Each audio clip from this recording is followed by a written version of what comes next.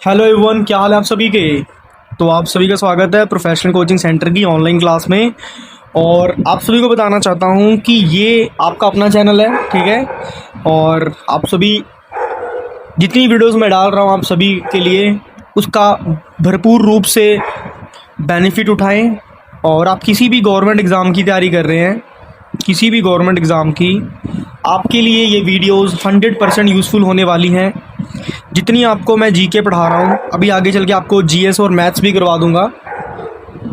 मैं एक चीज़ आपको बता रहा हूँ, आप अगर ये पढ़ लोगे आपके अंदर इतना हो जाएगा कि आपके अंदर एक कॉन्फिडेंस बिल्डअप हो जाएगा और आपके अंदर ये चीज़ हो जाएगी कि जितना मैंने पढ़ लिया वो मेरे लिए काफ़ी है।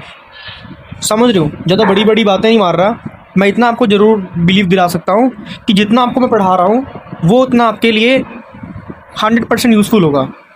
ठीक है जी, कोई फालतू की चीज़ें नहीं पढ़ेंगे, सारी की सारी इंपॉर्टेंट चीज़ें पढ़ेंगे। और ऑल द वेरी बेस्ट, आप सभी को अच्छे से पढ़ाई करते रहें। और अगर कोई भी दिक्कत परेशानी आ रही है आप मुझसे कमेंट में पूछ सकते हैं। और अभी तक हमने एक पूरी सीरीज़ कंप्लीट कर ली है, अराउंड हमने 7 दिन कंप्लीट कर लिए कंटिन्यूसली। और कोशिश करता हूँ कि अगले 1 महीने के अंदर अंदर मैं आपको कंप्लीट स्टैटिक जीके कवर करा दूँ। कोशिश यही रहेगी। मेनली क्या होता है, मेरे पास थोड़ा टाइम कम होता है, इस वजह से नहीं हो पाता है। खैर, बिना किसी देरी के शुरू करते हैं। तो सबसे पहला हमारे पास क्वेश्चन क्या पूछा गया है उसके ऊपर फोकस करेंगे हम सभी। तो आज हम बहुत ही इंपॉर्टेंट चीज़ पढ़ने वाले हैं। वो है क्या, वो है बुक्स एंड ऑथर्स के बारे में। तो एक क्वेश्चन हमारे पास पूछा गया था, वो मैं यहाँ पे लिख देता हूँ। क्वेश्चन था, who wrote the book wealth of nation. Wealth of nation. Actually पता नहीं यार, जहाँ पर मैं वीडियो रख के बना रहा हूँ मैं, किसी ने हिला दिया है, सेट नहीं हो पा रहा है। तो कमेंट करके बताना हम सभी, आपको कम्प्लीटली दिख रहा है ना। आई होप अच्छे से दिख रहा होगा। तो ये बहुत ही प्यारा क्वेश्चन है और आपको बताना चाहता हूँ ये क्वेश्चन 12 टाइम्स रिपीटेड है, 12 बार अलग अलग गवर्नमेंट एग्जाम्स में पूछा गया है। तो इसको आप अच्छे से करके जाना, ठीक है। चांसेस पूरे हैं 100% आपके एग्ज़ाम में आने के। बाकी आगे इसका सब कुछ डिटेल में पढ़ेंगे, ठीक है। टेंशन बिल्कुल भी नहीं लेनी है आपने सभी ने, टेंशन लेने का नहीं, टेंशन देने का, ओके। देखो इसमें पूछा क्या गया है, who wrote the book wealth of nation. Wealth of nation एक किताब है, इसमें पूछा गया जो वेल्थ ऑफ नेशन किताब है वो लिखी किसने है, बस इतना पूछा गया है। क्या पूछा गया है, जो वेल्थ ऑफ नेशन किताब है वो लिखी किसने है, ठीक है। हमने ऑथर का नाम बताना है। तो यहाँ पर हम आंसर पे आएंगे। और इसे लिखा किसने था, इसे लिखा था एडम स्मिथ ने, या एडम बोल दो या एडम बोल दो, ठीक है, जो मर्जी बोलो, बस याद होना चाहिए। एडम स्मिथ ने लिखी थी। क्लियर, एक बार मैं यहाँ पे हिंदी में लिख देता हूँ, जो हिंदी मीडियम के स्टूडेंट्स हैं उनको दिक्कत ना हो, ठीक है। आपको कोई कोर्स खरीदने की ज़रूरत नहीं है, कोई कुछ फालतू पैसा लगाने की ज़रूरत नहीं है, सब कुछ फ्री ऑफ कॉस्ट आपको बेस्ट कंटेंट दे रहा हूँ मैं, ठीक है। मुझे लगता है यूट्यूब में इससे बेस्ट कंटेंट किसी के पास होगा। मतलब मैं गुरूर नहीं कर रहा अपने ऊपर, ये मत सोच लेना आप सभी, बट इतना बता रहा हूँ कि आपको बेस्ट चीज़ दूंगा। अब मैं आपको बताता हूँ इसको नाम कैसे याद करोगे। अब देखो, वेल्थ ऑफ नेशन। अब नेशन का वेल्थ कैसे होगा, नेशन का वेल्थ कैसे होगा, जब नेशन में एडम स्मिथ थी, एडम के पास जब मैडम होगी, यानी एडम के पास जब मैडम होगी तभी तो वेल्थ ऑफ नेशन होगा। समझ रहे हो मेरी बात कैसे। अब एडम के पास जब मैडम होगी, मैडम मतलब उसकी वाइफ, उसकी गर्लफ्रेंड, कुछ भी, ठीक है। देखो मैं याद करा रहा हूँ, ठीक है, इस तरीके से आप याद कर सकते हो, इस तरीके से आप याद कर सकते हो, आपको काफ़ी ईजी होगा। कैसे, वेल्थ ऑफ नेशन, नेशन का वेल्थ कैसे होगा, मतलब किसी देश का वेल्थ कैसे होगा, जब उसके पास मैडम होगी, ठीक है। एडम के पास मैडम होगी, जब एडम के पास मैडम होगी तो क्या होगा, wealth of nation. Wealth of nation कैसे, अब एडम के पास मैडम है, मैडम उसको क्या कर रही है, खाना बना के दे रही है, ठीक है, कपड़े धो के दे रही है, ठीक है, कपड़े धो के दे रही है, दोनों साथ में मूवीज़ देख रहे हैं। अब एडम्स का माइंड क्या है, बिल्कुल रिलैक्स है, ठीक है। जब रिलैक्स होगा तभी तो इंसान किताब लिख पाएगा। समझ रहे हो मेरी बात, ठीक है। तो सीधी सी बात है, एडम के पास जब मैडम होगी तभी वेल्थ ऑफ नेशन होगा। तो इसे याद कर सकते हो ऐसे, एडम स्मिथ, ठीक है। क्लियर। अब आगे बढ़ते हैं, आगे कुछ और लेटेस्ट बहुत ही मस्त कह सकते हो क्वेश्चन आने वाले हैं आपके लिए। सबसे पहले प्यारी सी लाइन खींचेंगे, एक यहाँ पर बनाएंगे एरो, ठीक है, ये तीर मारेंगे किसके? जो लोग तुमसे सड़ते हैं। खैर, अब यहाँ पर फोकस करो। अब मैं आपको इम्पोर्टेंट राइटर्स और उनकी किताबों के नेम लिखवाऊंगा, उन चीज़ों को आप अच्छे से देख लेना। तो एक थे दादा भाई नौरोजी, हिंदी में लिख देता हूँ, दादा भाई नौरोजी, ये इनका नाम है। ठीक है, दादा भाई नौरोजी, दादा भाई नौरोजी। इन्होंने कौन सी किताब लिखी थी? इन्होंने किताब लिखी थी poverty and un British rule, un British rule. अब मेरी बात को समझो, पॉवर्टी का मतलब क्या होता है? पॉवर्टी का मतलब होता है गरीबी। ठीक है, poverty and un British rule कहने का मतलब है गरीबी थी जो ब्रिटिश रूल था उसके पहले भी। ठीक है, इन्होंने लिखा था, मगर इन्होंने किताब में ये लिखा था poverty and un British rule में, आपको बिल्कुल निचोड़ दे रहा हूँ इस बुक का, इसमें ये लिखा था कि जो से अंग्रेज थे, पहले भी लोग गरीबी थे, क्योंकि पहले लोग, जैसे फॉर एग्जाम्पल हमारे पास अभी 1 रुपये का सिक्का है, हमें फ़र्क नहीं पड़ रहा वो स्टील का है, क्योंकि स्टील सस्ती है। ठीक है, पर पहले के ज़माने में सेम 1 रुपया गोल्ड का था, तो मतलब चीज़ वही सेम थी। पर जब अंग्रेज़ आ गए तो उन्होंने क्या करा, और ज़्यादा गरीबी कर दी।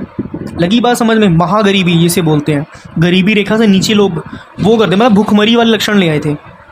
लगी बात समझ में? तो दादा भाई नौरोजी ने poverty and un British rule के बारे में लिखा था कि जब ब्रिटिश रूल नहीं था फिर भी पॉवर्टी थी, मगर जब ब्रिटिश रूल आ गया था तो गरीबी इतनी ज़्यादा बढ़ गई थी कि हद नहीं है। अब इसका मैं एक छोटा सा मैं माइंड मैप बना देता हूँ। जब ब्रिटिश रूल आया था ना, तो क्या हुआ था, तो इंसान बिलो पॉवर्टी के नीचे चला गया था। बिलो पॉवर्टी का मतलब क्या होता है उसको हम समझेंगे पहले। बिलो पॉवर्टी का मतलब होता है गरीब से भी गरीब। ठीक है, गरीब से भी गरीब। लगी बात समझ में? गरीब से भी गरीब को क्या बोलेंगे? बिलो पॉवर्टी, यानी गरीब से भी नीचे का बंदा। ठीक है, मतलब लोगों के पास खाने तक के पैसे नहीं थे, कपड़े लेने तक के पैसे नहीं थे। समझ रहे हो मेरी बात? वो वाला सिस्टम क्रिएट हो गया था।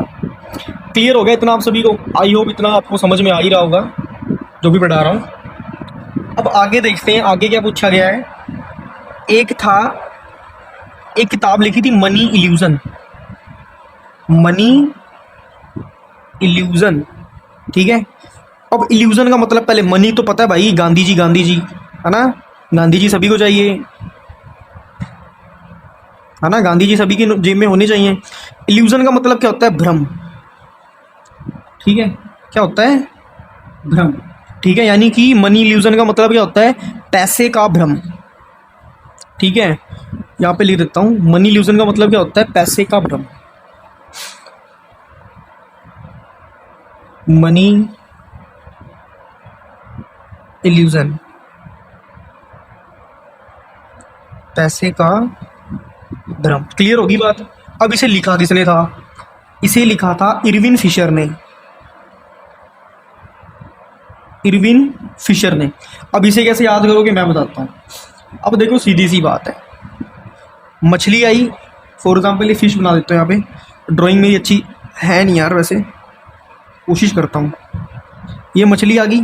ठीक है, अब मछली के सामने अगर हम कोई चारा डालेंगे, फॉर एग्जाम्पल इस बंदे ने यहाँ पे चारा डाल दिया, मतलब ये कुंडी डाल दी फंसाने वाली। ठीक है, और इसके नीचे कुछ फंसा दिया टुकड़े, तो मछली आएगी, इसे फंसा लेगी, मतलब इसको खाने जाएगी, चारे को, जो भी इसका खाना होगा, तो ये क्या होगी, इससे जो चारे में फंस जाएगी और ये इसे खींच लेंगे।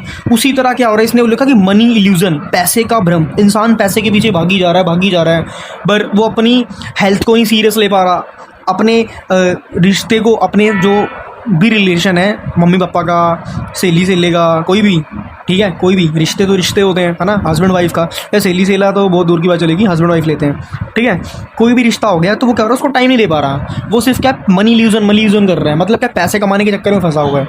उसको ऐसा लग रहा है कि पैसे से हमें सब कुछ मिल सकता है, बट द थिंग इज पैसे से हमें सब कुछ तो नहीं मिलता, बट बहुत कुछ मिल जाता है। ठीक है, लगी बात समझ में? तो मैं ये नहीं बोल रहा कि आपको कि सिर्फ पैसे ही कमाओ, पैसे नहीं कमाओ, पैसे के साथ साथ अपनी सेहत भी कमाओ। अब फॉर एग्जाम्पल आपको एक बढ़िया सी एग्जाम्पल देता हूँ जिससे आपको ये चीज़ अच्छे से याद हो जाएगी। समझो मेरी बात को। 2 बंदे हैं, एक ये बंदा है, एक ये बंदा है। ठीक है, अब मेरी बात को समझो। इसका नाम कुछ भी रख दो, इसका नाम कुछ भी रख दो। फॉर एग्जाम्पल इसका नाम रख देते हैं मैंडी, इसका नाम रखते हैं सैंडी, ठीक है। अब होता क्या है, जो सैंडी है इसके पास 50 लाख रुपीज़ है, ठीक है। पर ये क्या कर रहा है, ये भी जॉब कर रहा है अच्छी, ये भी जॉब अच्छी कर रहा है। इसके पास 1 करोड़ रुपए हैं, इसके पास 1 करोड़ रुपए हैं, ठीक है। अब मेरी बात को समझो, ये जो बंदा है ये 50 लाख की नौकरी कर रहा है और ये बंदा 1 करोड़ की नौकरी कर रहा है, पर दोनों की नौकरी सेम है। बस ये हो रहा है कि ये बंदा 10 घंटे काम करता है, ये बंदा 20 घंटे काम करता है, ठीक है। लगी बात समझ में? ये 10 घंटे काम करता है, उसके बाद क्या करता है, उसके बाद जिम जाता है, उसके बाद हेल्दी लाइफस्टाइल जीता है, ठीक है, हेल्दी लाइफस्टाइल जीता है। उसके बाद ये बंदा क्या कर रहा है, उसके बाद ये बंदा अपने पेरेंट्स के पास बैठ रहा है, ठीक है, इंजॉय कर रहा है, क्लियर। अब दूसरी साइड ये बंदा है मैंडी, ये कर रहा है, ये 20 घंटे काम कर रहा है, सिर्फ पैसा कमा रहा है, only money making, only money, ठीक है। इसके दिमाग में चल रहा है सिर्फ पैसा चल रहा है, मतलब ये कर रहा है, ये मनी भाई के पीछे भाग रहा है, ठीक है। ये मनी भाई हैं, अगर आसान भाषा में बोलो तो गांधी जी के पीछे पीछे भाग रहा है, ठीक है। अब मेरी बात को समझो, एक दिन 2 साल हो गए थे, फिर ये सैंडी और ये मैंडी, ये था मैंडी, ये था सैंडी। सैंडी और मैंडी दोनों एक शादी में जाते हैं, ठीक है। अब उसमें होता है क्या, जो सैंडी होता है वो बढ़िया से स्वीट्स खाता है, सब कुछ बढ़िया एंजॉय करता है, पर जो मैंडी होता है इसको होगी डायबिटीज़, इसको होगी शुगर, आम भाषा में बोले शुगर। तो क्या ये रसगुल्ले खा सकता है, क्या ये जलेबी खा सकता है? अब मेरी बात को समझो, इसके 1 करोड़ किस काम के हैं? जो ये महीने के 1 करोड़ रुपए कमा रहा है, इसके किस काम के हैं? किसी काम के नहीं है, वेस्ट हो गया। समझो मेरी बात। उसी तरह क्या है, मनी क्या है, एक इल्यूज़न है, मनी एक पैसों का भ्रम है, जो कि इरविन फिशर ने लिखा था, क्योंकि वो मछली पकड़ने गया था, उसने मछली तो पकड़ दी, कैसे पकड़ी, चार डाल के, यानी लालच देके। उसी तरह मनी क्या है, एक इल्यूज़न है, पैसे का भ्रम है। इंसान कुछ भी कमाता है, एंड में मर के चला जाता है, सब कुछ यहीं धरा रह जाता है, ठीक है। हम लोग क्यों अच्छी पढ़ाई कर रहे हैं, अपनी फैमिली को सुख देने के लिए, ठीक है, अपने पेरेंट्स को बढ़िया एक स्टेबल लाइफ देने के लिए, ठीक है, खुद को स्टेबल रखने के लिए। पर हर एक चीज़ की लिमिट होती है, ठीक है, लिमिट में हर एक चीज़ करनी चाहिए, सोना चाहिए टाइम पे, इस टाइम पे उठना चाहिए, टाइम पे खाना खाना चाहिए, एक्सरसाइज करनी चाहिए, everything beyond time. Is that clear everyone? I hope समझ में लग गया होगा। क्लियर? एक बार फटाफट इसकी रिवीजन कर लें। दादा भाई नौरोजी ने कौन सी लिखी थी किताब? Poverty and un-British rule.